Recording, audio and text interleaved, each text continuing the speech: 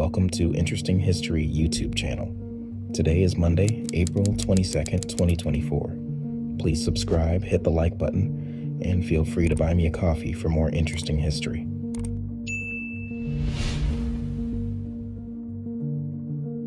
In the annals of history, there are years that stand out like diamonds in a coal mine. And 1948 is one of those years for Israel. It was a year marked by immense challenges, unparalleled courage, and the indomitable spirit of a people determined to carve out a nation from the tumultuous fabric of history. Today's video aims to walk you through the labyrinthine events of 1948, a year when Israel not only declared its independence, but also defended its right to exist through the War of Independence. Prelude to conflict, the UN partition plan. Let's rewind to the scene before the grand drama of 1948 unfolded. The year is 1947, and the world, still licking its wounds from World War II, decides to play matchmaker in the Middle East.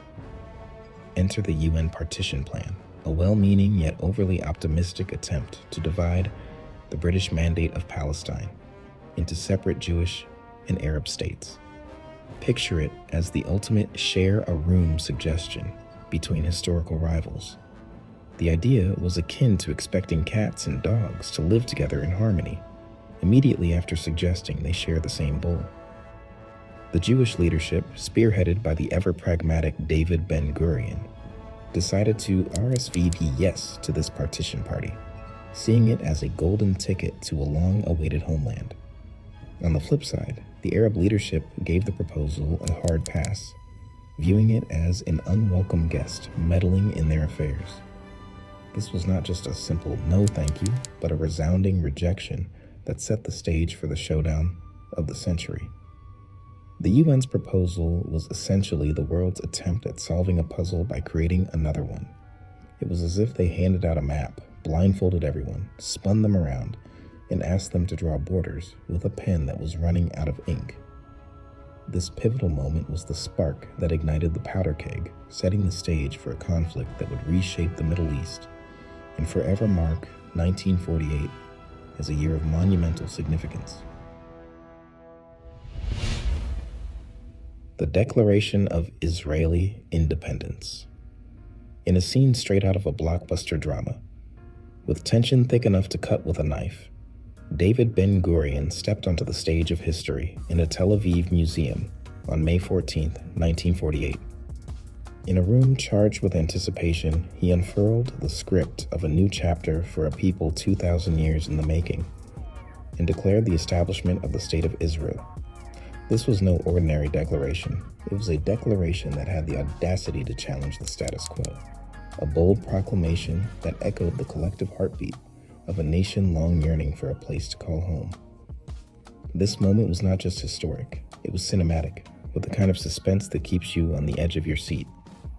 Imagine, if you will, the atmosphere, a blend of euphoria and the electric charge of impending challenge. The air was likely filled with a mix of celebratory cheers and the sobering realization that the ink drying on the declaration was also lighting the fuse for the battles to come.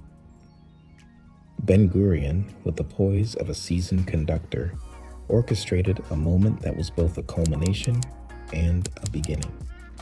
This declaration was Israel's first roar as a newborn state, not just a cry for attention, but a statement of presence, ready to stand tall amid the swirling sands of Middle Eastern politics.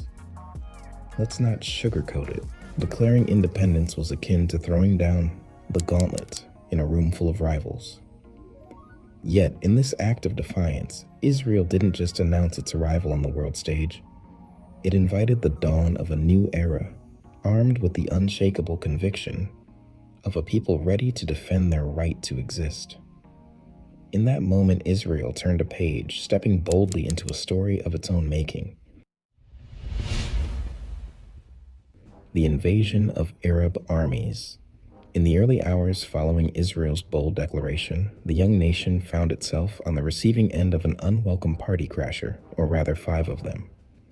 Egypt, Transjordan, now known as Jordan, Syria, Lebanon, and Iraq decided they weren't about to RSVP to Israel's Independence Party with gift baskets and well wishes. Instead, they opted for a more, let's say, aggressive approach. Imagine, if you will, the audacity of a newborn state still swaddling in its independence being asked to tango with not one but 5 seasoned dancers of warfare. The scene was set for an underdog story of biblical proportions. David had slung his stone at Goliath, and now the other Goliaths wanted in on the action. But here's where the plot thickens. Despite the seemingly insurmountable odds, Israel didn't just roll out the welcome mat and give up the keys to the kingdom. Oh no, they dug in their heels, armed with a mix of chutzpah and tactical smarts, ready to show that they were not merely temporary guests in the land of nations, but rightful tenacious inhabitants. This wasn't just a military invasion, it was the ultimate test of Israel's resolve and right to exist. The stage was set, the players were in position, and what followed was not just a battle for territory, but a fight for the very soul of a nascent nation. In the face of adversity, Israel was ready to prove that its declaration of independence was more than just words on paper. It was a declaration of defiance, resilience, and an unyielding will to survive. Key battles and turning points. Navigating through the War of Independence without mentioning its pivotal battles and dramatic turnabouts would be like trying to tell the story of Cinderella without the glass slipper, utterly incomplete. The war's script featured a series of clashes that could easily rival any Hollywood blockbuster for suspense and unexpected twists. Take the Battle of Latrun, for example, where the Israeli forces learned that sometimes the best-laid plans can go awry when faced with a fortified monastery turned military fortress. It was a tough break, but like any good underdog story, it wasn't the fall that defined them, but the getting back up. Then there was Operation Nakshan, a masterstroke in logistics and sheer audacity, which saw Israeli forces slicing through the siege of Jerusalem like a hot knife through butter. This operation wasn't just a military success.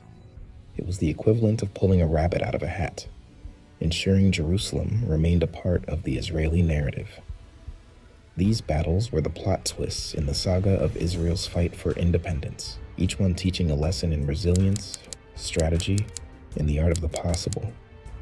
In the world of warfare, where the fog of battle obscures the path forward, these key moments shone like beacons, guiding Israel through the murky waters of conflict.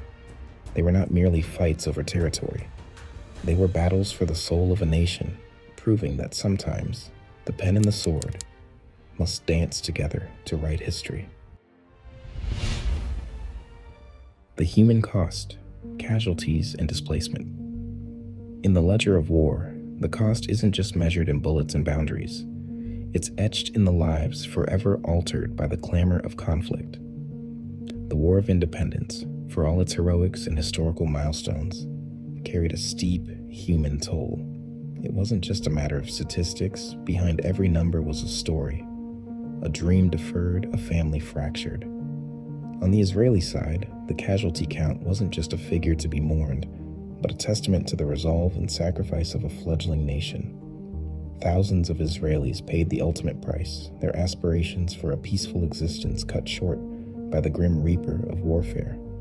Many more bore the scars of battle, physical and psychological, reminders of their brush with history's harsh realities. Then there's the flip side of the coin, the Palestinian narrative punctuated by displacement. Picture this: hundreds of thousands of Palestinians, their lives uprooted, becoming unwilling nomads in the wake of geopolitical upheaval.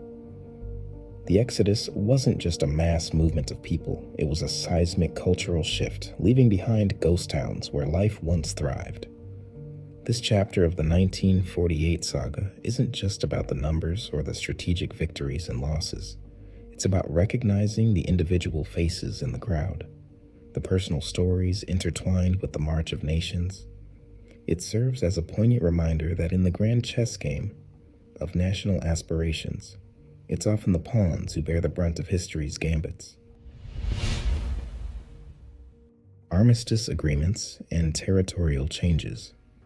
And then, in 1949, after the smoke had cleared and the dust settled, literally, the combatants of this grand spectacle, Israel and its Arab neighbors, decided it was time to call a truce, albeit a somewhat frosty one. Through a series of armistice agreements with Egypt, Lebanon, Jordan, and Syria, they essentially said, let's agree to disagree, but without the bullets this time. These weren't your everyday pinky promises of peace. They were pragmatic arrangements that put a pause on hostilities and drew new lines in the sand, or more accurately, on the maps. Israel emerged from the bargaining table with more elbow room than the UN's original floor plan had allotted. It was like going into a garage sale hoping to snag a vintage lamp and walking out with the entire living room set. Sure, these territorial gains were a real estate coup, setting Israel up with defensible borders and a bit more breathing space. However, they also laid down the mosaic tiles for future geopolitical puzzles. It's worth noting that these armistice lines were not intended as permanent interior design for the Middle East's living quarters. Yet, like a temporary fix that becomes a permanent solution, they've had a lasting impact on the region's layout. The negotiations and the new lines drawn were a mix of diplomacy and realpolitik, akin to a high-stakes game of Monopoly, where everyone wants Boardwalk and Park Place, but not everyone can have them. The upshot? A momentary ceasefire that reshaped the Middle East's geopolitical contours, proving that sometimes in the world of international relations, you have to draw lines before you can cross them. The war's aftermath and impact on Israeli society.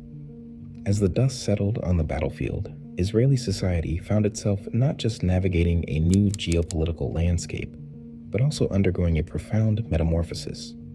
The war, with its mix of triumph and tragedy, acted as a crucible, forging a unified national identity from the disparate threads of the Jewish diaspora. It's like Israel had gone through one of those extreme home makeover shows, but instead of a new sunroom, it got a fortified sense of self and a collective purpose. The establishment of the Israeli Defense Forces, IDF, as a formidable military might, was akin to the nation saying, "Never again," with a basso profundo voice, ensuring that its plea for peace could be backed up with the proverbial big stick if necessary. Meanwhile, the influx of Jewish refugees from Arab countries was like a family reunion, but with millions of relatives you hadn't met before, all bringing their unique recipes to the communal table.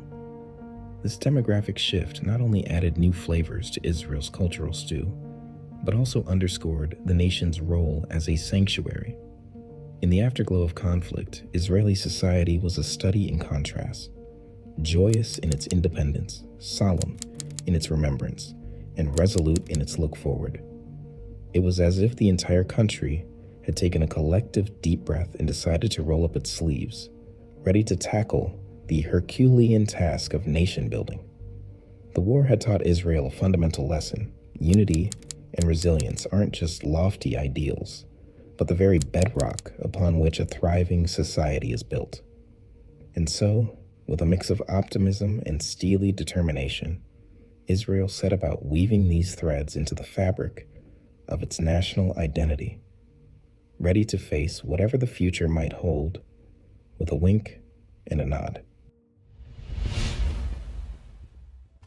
The Legacy of 1948, Historical Perspectives and Controversies. Navigating the legacy of 1948 is akin to traversing a minefield with a blindfold. Tread lightly, and still you might stir up a hornet's nest. For the Israeli camp, 1948 is enshrined as the year of David's modern triumph, a saga of grit, gumption, and the grand debut of a nation on the world stage. It's their blockbuster season, filled with heroic feats and the ultimate cliffhanger turned happy ending. Conversely, for Palestinians, 1948 doesn't quite hit the same note. It's more tragedy than triumph, a narrative punctuated by the Nakba, or catastrophe, a tale of displacement and dreams deferred. The year 1948 didn't just change the geopolitical landscape, it rewrote the script for countless lives.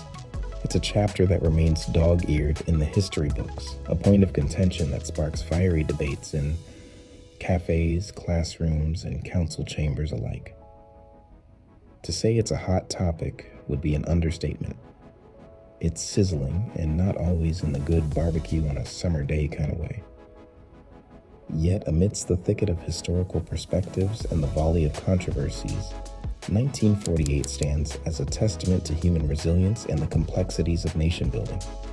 It serves as a poignant reminder that history is not just about the victors or the vanquished, but the shared human experience, with all its triumphs, trials, and tribulations. As we dissect this multifaceted legacy, let's do so with a blend of empathy and insight, recognizing that the path to understanding is paved with open minds and hearts. After all, the story of 1948, with all its layers, is a masterclass in the art of navigating the nuanced corridors of history.